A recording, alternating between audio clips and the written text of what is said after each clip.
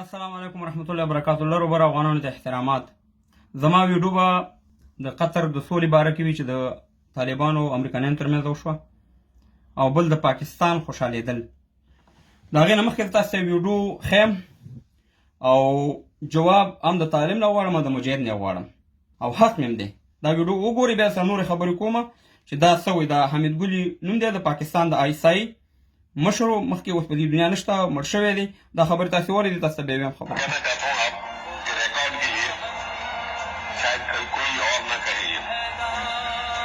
ISI को आज मुर्द इल्जाम ठहराया जा रहा है।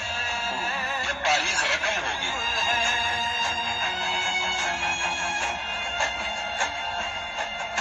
तो कहेंगे कि ISI ने अमेरिका की मदद से सोवियत यूनियन को अफगानिस्तान में शिकस्त दे दी।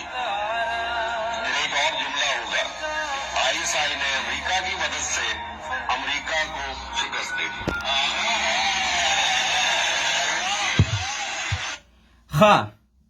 اول زه دا حمید ګل خبرې دي، عام سړي خبرې نه دي، د ګل خان خبرې نه دي.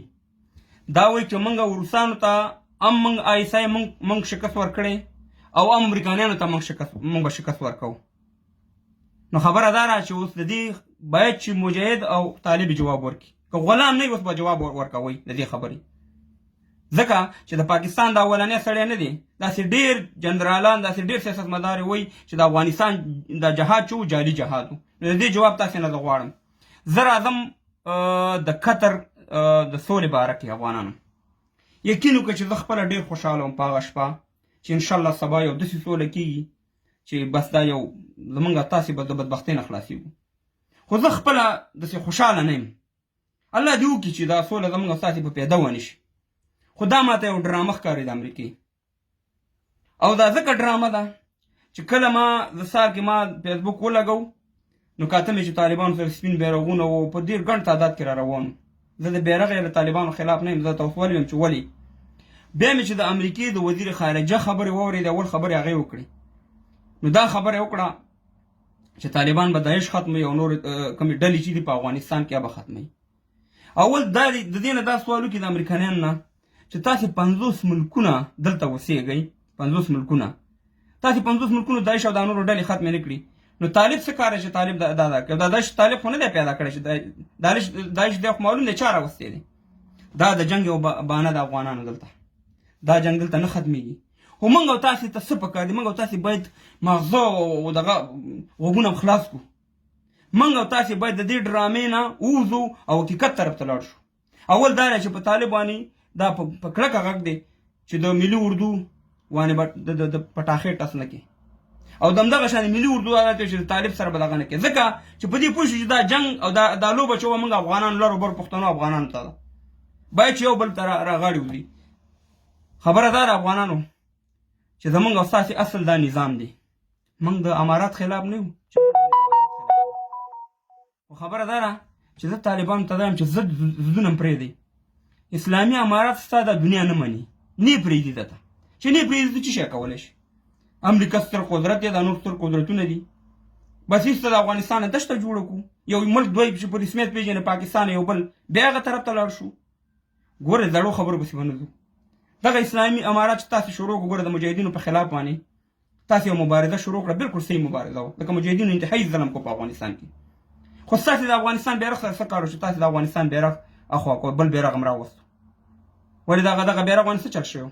کلمه پرې لیکل شوې وه د افغانستان د 120 کالو تاریخ یې لرلو.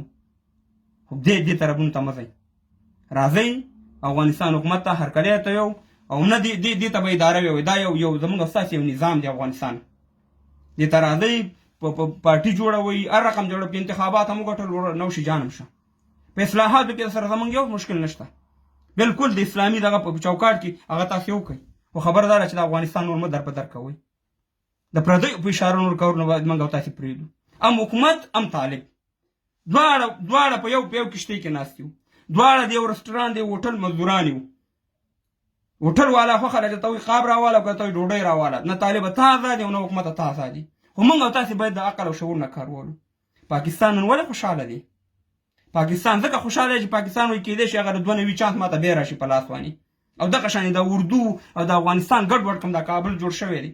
باید موږ او تاسې نور دا کارونه وکړو طالب وروره موږ او تاسې دا کارونه وکړو حکومت وروره د دې نه باید عقل او شعور نه کار ها ګل خان خوشحاله دی په دې کې چې وروره اسلامي امارات وروره راځي افغانستان ته دغه ته ګل خان ته دې بیا عقل ته وګوره و ګل خان په 2001 کې چې د طالبان د امریکایانو په بمباري کوله او دا ستا سرکونه او ستا د هوایي اډې استعمالې دي ستا هغه وخت کې اسلامي امارات ولې یاد نه و دا تحریک طالبان چې دي د پاکستان دا سپورټ کا کنه چې په پاکستان کې ته اسلامي نظام راولي کنه ستا نظام خو کفري نظام دی کنه ته که دومره د فتح شوقي ورشه بنګلاديش نه انډیا نه جدا کړو ملک ته جو نیمه پاکستان نه هغه ونیو هغه وګټه کنه کشمیر وګټه نه انډیا نه کنه دغه روزانه ستا 4 او 5 فوجیان وجني په انډیا طرف ته هغه سره د مقابله وکړه کنه چې ته د افغانستان دغه ته خوشاله موږ چې د پی ټی ایم سپورټ کوو موږ په حق باندې کوو ځکه پی ټی ایم نه موږ په روسیانو خرڅ کړی او نه په امریکایانو خرڅ کړی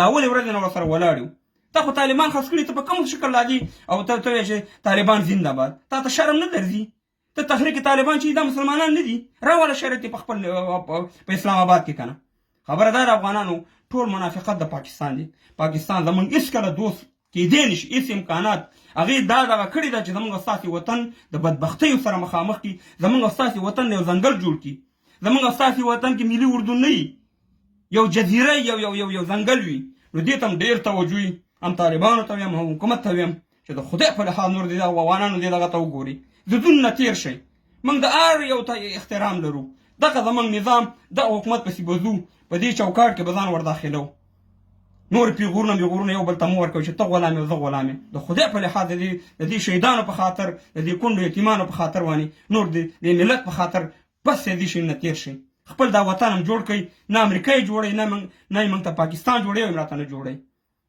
او په اخره کې دا وایم چې انشاءالله موږ او تاسې په اتفاق شو امریکا هم خپل کار کوي او پاکستان بیا ګوتې نشي راوړی نیکې هیلې دا ویډیو زما مخکې شیر کړئ الله دې وکړي چې په افغانستان کې یو دایمي سوله راشي